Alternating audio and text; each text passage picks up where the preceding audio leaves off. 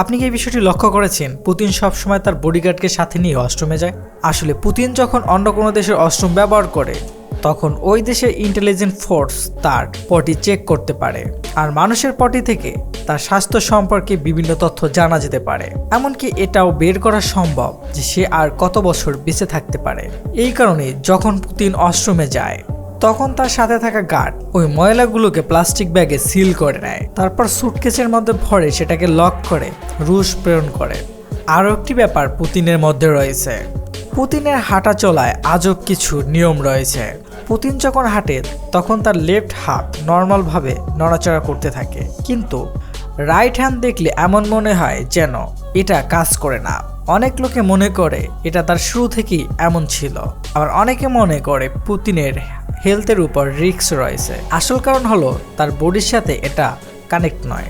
Putin 16 বছর ধরে KGB officer ছিলেন, আর কেজিবির ম্যানুয়ালে স্পষ্ট লেখা রয়েছে অফিসারদের একটা নির্দিষ্ট তরিকায় চলতে হবে, যাতে করে সে সবসময় হাতিয়ার পরিবহনের জন্য তৈরি থাকে।